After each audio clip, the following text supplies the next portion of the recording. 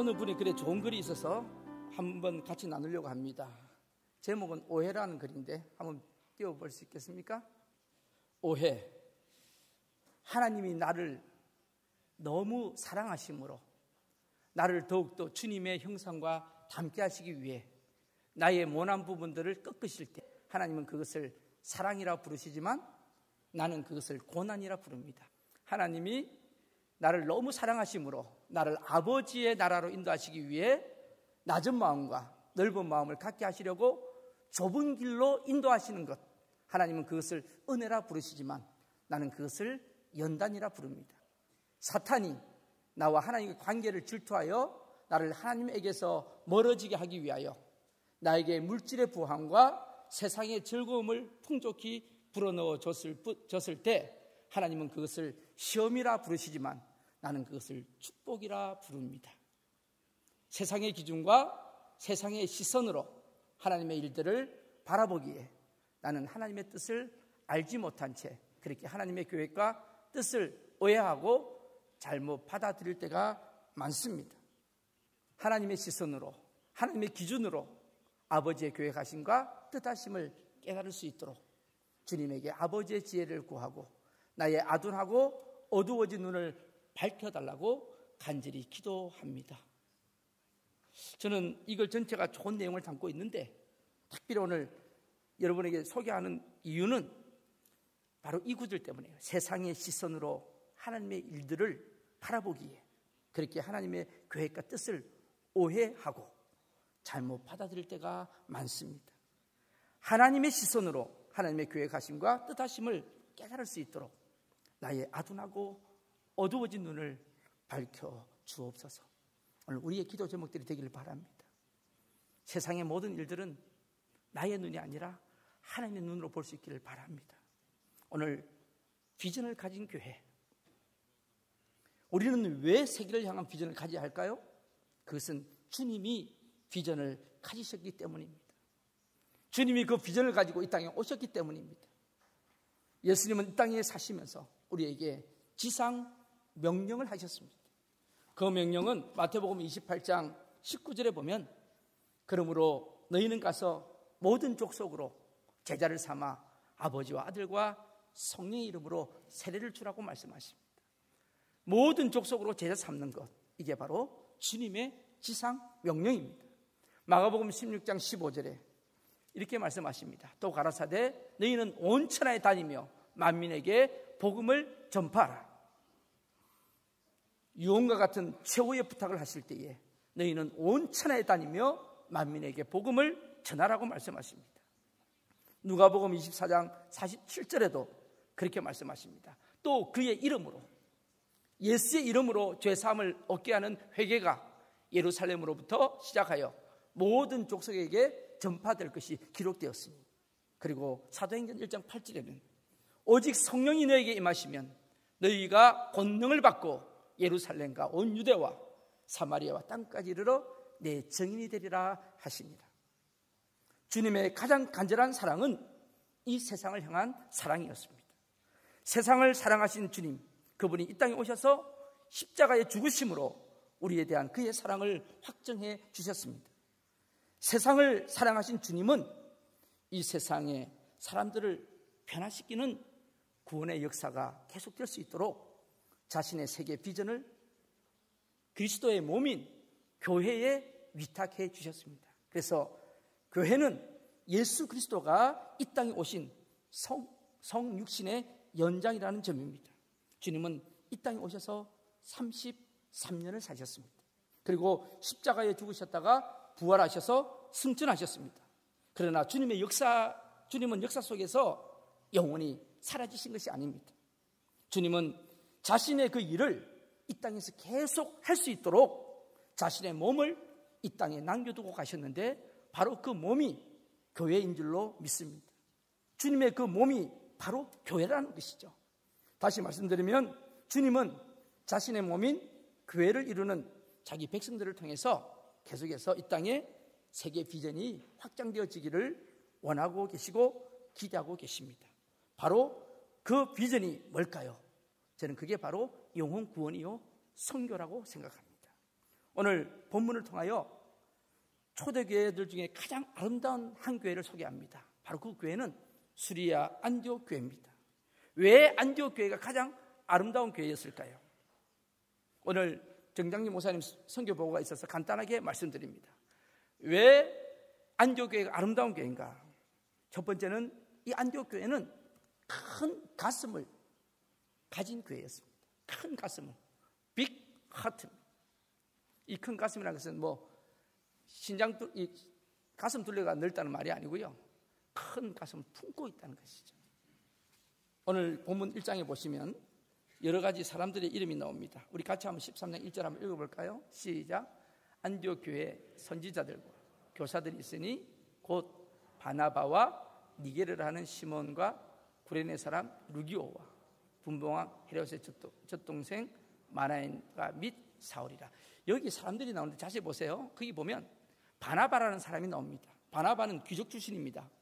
부동산도 꽤 있었던 사람이고요. 그래서 초대교회 때 땅을 팔아서 하나님 앞에 영광을 돌렸던 사람입니다. 또 거기 보면 마나엔이라는 사람이 나옵니다. 그렇죠? 이 마나엔은 헤롯 왕의 젖동생이라고 그랬어요. 육신의 친동생은 아닌데 가족이에요. 가족. 그런데 그 사람이 지금 안디옥 교회 교인입니다. 그리고 오늘 본문에 보니까 니게르라 하는 시몬이 나옵니다. 이 니게르에서 니그로라는 말이 나왔습니다. 이 니그로라는 말은 흑인이라는 뜻이죠. 그러니까 이 니게르 시몬은 흑인입니다. 흑인. 여러분 자세히 한번 보세요. 흑인이 있고 백인이 있고, 그리고 귀족이 있고 평민이 있고, 그리고 어떤 신학자는 이야기합니다. 이 이름이 나이 순대로 적은 거라고. 나이 순대로. 그러면 여기서 제일 나이 많은 사람이 누구죠? 바나바입니다. 그럼 제일 어린 사람은 누굴까요? 네, 사울입니다.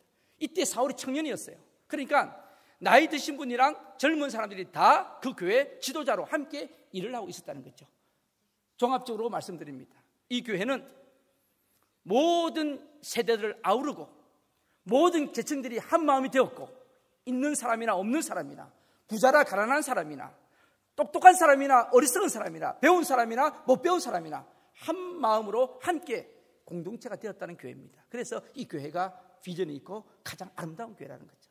저는 이 말씀을 준비하면서 우리 오클랜드 한인교회가 큰 가슴을 품는 교회가 되기를 축복합니다.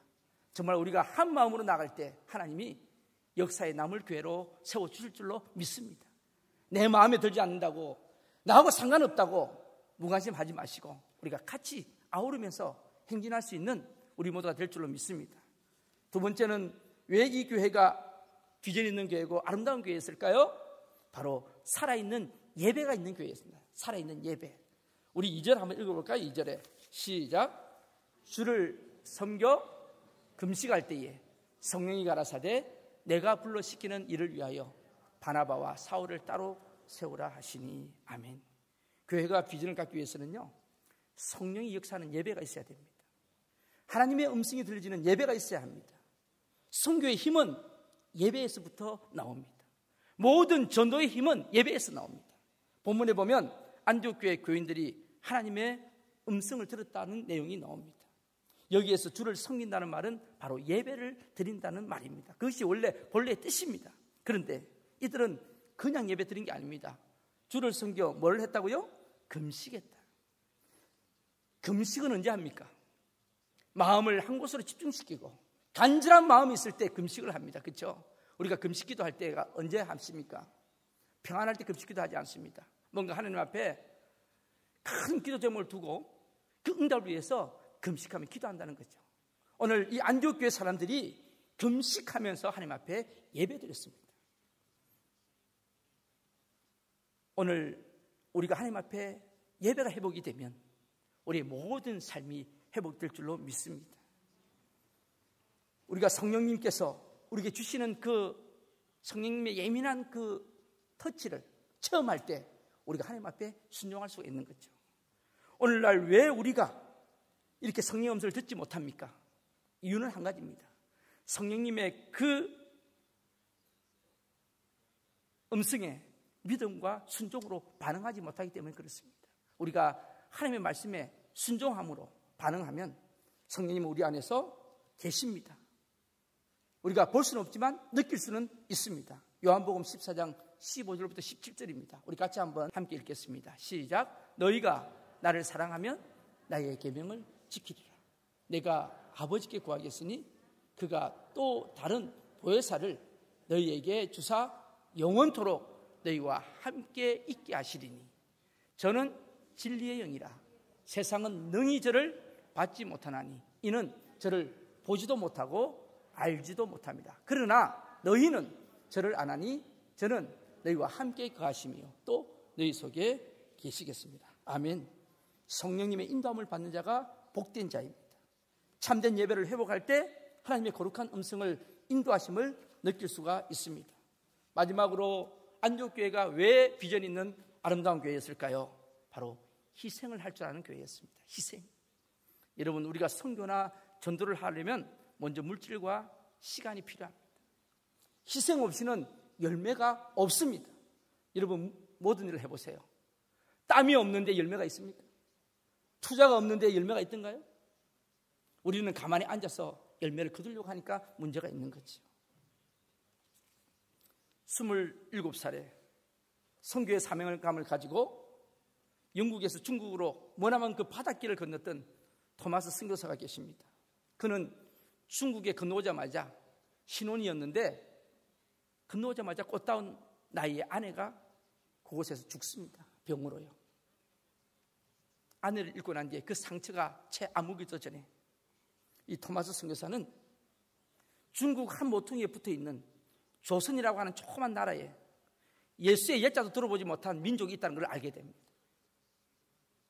아내를 잃었던 그 슬픈 마음 속에서도 토마스는요, 저 조선의 복음을 전하기 위해서 이제 결심을 하고 아내를 잃은 슬픔이 있음에도 불구하고 그는 중국말로 된 성경책을 가지고 배에 싣고 대동강을 거슬러서 올라왔습니다. 그런데요, 그때 한참 대원군이 쇠국전쟁을 쓰던 때라 가지고 바로 그 자리에서 배는 불타고 이 사람 붙잡혀 가지고 바로 그 자리에서 땅을 밟자마자 복음 한번 전해보지 못하고 칼에 참수를 당합니다. 자기를 죽이려고 하는 관원 앞에서 그 사람은 가지고 왔던 성경책을 마지막 자 읽어보라고 던지면서 목이 잘려서 죽습니다. 최고의 인류대학을 졸업했던 젊은 엘리트가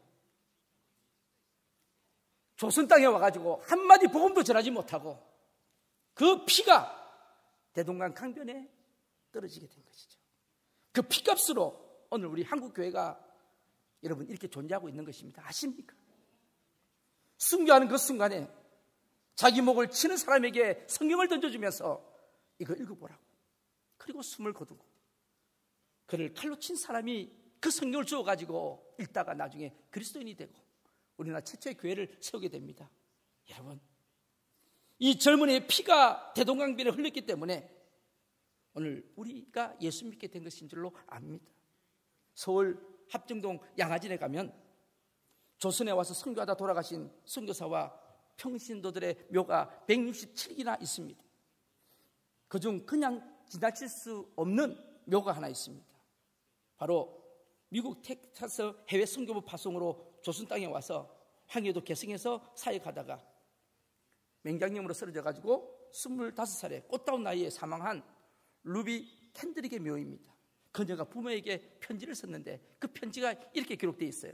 아버지 어머니, 조선은 박해가 점점 심하고 생활 환경은 너무나 열악합니다. 3일 전에도 내가 아는 교인이 광가에 끌려가 순교당했습니다. 이 땅은 토마스 순교사가 대동강에서 목 잘려 순교당하고 제임스 순교사가 순교한 땅입니다. 지금 박해가 너무 심해 철수하라는 선교부의 지시가 있으나 대부분의 선교사는 순교할 각오로 머무르고 있습니다. 이 편지로 여러분, 이 편지 때문에 20여 명의 선교사들이 한국에 다시 지원을 합니다.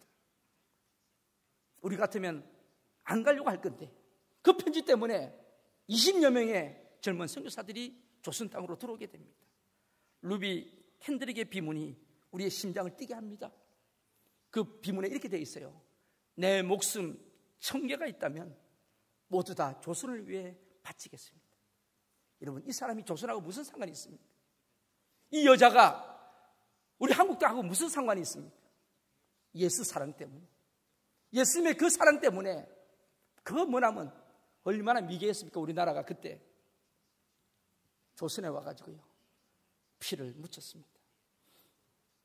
작은 대한민국에 지난 128년 동안 3,000여 명의 정규 선교사와 비공인 선교사 1,200명이 와서 오늘 한국 교회를 세계에서 두 번째로 선교사를 많이 보내는 나라로 세워주신 줄로 믿습니다.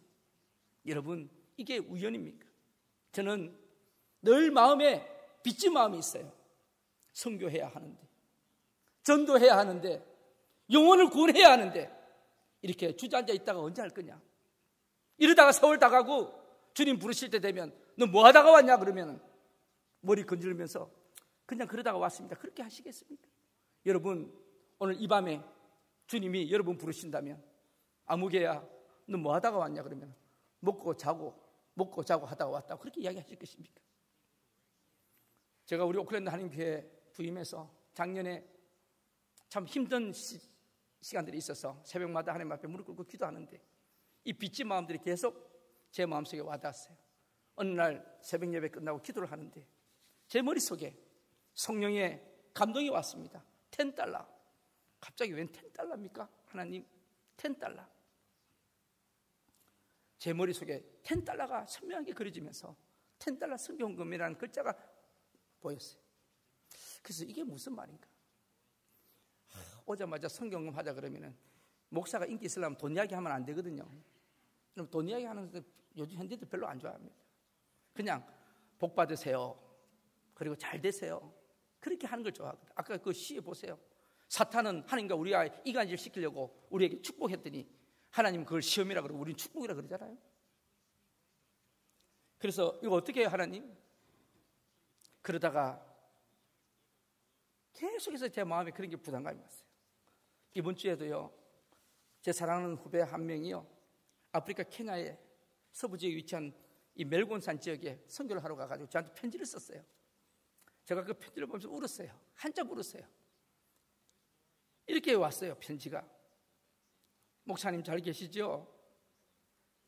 제가 케냐에 온 지 몇 달이 됐습니다. 이 단기 선교 가는 친구거든요. 지금 신대원 다니는 친구인데 제가 있을 때 교육전도사 했던 친구고 저를 굉장히 따랐던 친구입니다. 저도 계속 기도하고 있는데 이렇게 편지가 왔습니다. 그들은 참 가난합니다, 목사님. 소똥과 흙으로 이겨 지은 집에 삽니다. 가진 것도 아이들은 아무것도 없고 아이들은 찢어진 옷을 입고 다닙니다. 젊은 애들은 일자리가 없어가지고 길거리에 나와 손을 놓고 있습니다. 그래도 다행히 이 지역은 비가 와가지고 굶어 죽지는 않습니다. 많은 고아들과 가난한 흙집과 맨발의 아이들이 몇 시간 물 들어가는 여인들과 찢어진 옷을 입고 있는 노인네들이 보입니다. 그곳에서 제가 할 수 있는 일이 무엇일까? 하나님 앞에 계속 묻습니다. 그런데 목사님, 제가 할 일이 없네요. 엘곤 지역에는 전기도 물도 없는 오지입니다. 깜깜한 밤이 되면 할 일이 없어서 하늘 쳐다봅니다. 그런데 하늘 쳐다봤더니 얼마나 별들이 반짝이는지요. 제가 속으로 그랬죠. 우리 뉴질랜드도 그렇다. 하늘을 보면 별이 그렇게 반짝이더라고요. 그런데 이 친구가 이렇게 이야기합니다. 그곳에 반짝이는 별처럼 또 반짝이는 천사들이 있습니다. 그런 눈동자를 가진 천사들이 있어요. 바로 그곳의 아이들입니다. 그러면서 그 아이들에 대해서 이야기를 합니다. 그 천사들은 날개는 없지만은요, 신발도 없습니다. 그곳의 아이들인데요, 손을 잡아주고 안아주면 그렇게 좋아합니다. 그런데 목사님, 저희들이 건물을 지으려고 벽돌을 사러 갔는데 그 벽돌 파는 애 집에 애 하나가 앉아 있는데 선천적인지 후천적인지 모르겠지만 발이 땅에 붙어가지고 일을 쓸 수가 없습니다. 그리고 뭡니까? 이게 내장이 나오는, 그래서 어떻게 된 건지 그 애가 엉덩이 쪽으로 탈장이 되어 있어가지고 꼼짝을 할 수 없는 애가 있었어요.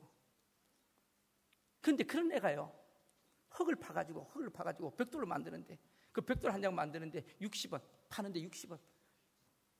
그래가지고 한 달에 한 100장 팔면은 그 6,000원입니다, 6,000원. 그거 가지고 한 달 연명하는 가족들이 있는데 그 아이를 껴안고 울었대요. 다음에 우리가 모금해가지고 너 이거 탈장이 고쳐줄게. 그렇게 약속을 했대요. 그런데 이 친구가 그랬대요. 그때까지만 살아만 있어라. 살아만 있어라. 제가 그 편지를 보고 울었어요. 곳곳에서 정말 조금만 돈만 있으면 살릴 수 있는 길이 있는데 그 길들이 없는 거예요. 그래서 제가 사실은 $10 선교헌금을 준비하려고 기도하다가 작년 연말에 한국에다가 이 봉투를 만들고 송구영신 예배 때 하려고 했는데 못했어요. 솔직하게 제가 믿음이 없어가지고. 우리 교인들 형편도 잘 알고 교회도 지금 재정적으로도 어렵고 이 큰 건물 유지하는데 보수비도 많이 들고 해서 또 이야기하면 또 뭐라고 이야기할까 봐 말을 못했어요. 그런데 제가 이 친구 편지를 받고 제가 결심을 했어요. 그래, 하나님이 나에게 주신 사명이고 우리 교회 주신 명령이라면 순종하자. 그래서 어젯밤에 집사람 보고 $10 써붙이라고, 인쇄하자고. 그래서 붙여서 오늘 여러분 주보에 넣은 겁니다. 그게 한 달에 10불. 그래서 우리 오늘 일부 예배 때 선생님한테 이야기했어요. 여러분 자녀들도요, 그냥 부모들이 하지 마시고 용돈 주세요. 그리고 1불이라도, 그게 월정이 됩니다. 1불이라도 애들 자기 손으로 봉투에 넣어서 이름 적어서 내라고요. 여러분, 하나님이 기뻐하실 줄로 믿습니다. 우리 교회가요, 하나님 앞에서 그렇게 가야지 바른 교회가 되는 겁니다. 선교하지 않는 교회는요, 전도하지 않는 교회는 하나님이 무너뜨려 버리십니다. 자꾸 문제를 만들어 버리십니다. 왜 문제 만드는지 아십니까? 하나님이 기뻐하시는 일 안 하니까 문제가 생기는 겁니다. 그리고 여러분 부탁합니다. 어떤 부모는 이렇게 이야기하더라고. 그렇게 하라 그러니까, 야, 너 오늘 주일 헌금 줬잖아. 그거 집어넣어서 해. 그럼 그렇게 하지 마세요. 꼭 절기되면 주일 헌금을 그대로 넣고 합니다. 그렇게 하지 마세요. 여러분, 주일 헌금대로 하세요. 그리고 이 $10 헌금은 여러분의 있는 것에서 잘라가지고 하시기를 축복합니다. 도저히 안 되시는 분은 5불이라도 잘라서 하시기를 바랍니다. 하나님은 거지가 아니세요. 하나님 거지 아니시라고요. 내가 시간 남으면 봉사한다. 그게 무슨 봉사입니까? 내가 이유가 있으면 하나님 앞에 드린다. 언제 우리가 이유가 있겠습니까? 욕심들이 얼마나 많은데 우리가요. 여러분, 우리 그렇게 못합니다. 여유 있을 때 기다리다 우리 천국 갑니다. 그렇잖아요. 우리가요, 부족하지만 하십시다. 부족하지만은 1불이라도 내 살에서 잘라가지고 하나님 앞에 드릴 수 있기를 바랍니다. 여러분, 이 $10 헌금은요, 제가 그렇게 응답받은 헌금입니다. 여러분, 헛되게 하지 마세요. 주일 헌금 집어넣어서 하지 마세요. 한 달에 한 번입니다. 그래서 제가 오늘 우리 정무사님도 이제 선교보고 하시겠지만은 참 바누아투에서 현장에서 뛰고 있다가 지금 이번 주에 들어오셨잖아요. 하나님 앞에 빚진 자로 살아가십시다. 우리가 이렇게 해야지 우리 교회가 하나님이 기뻐하시는 교회가 될 줄로 믿습니다.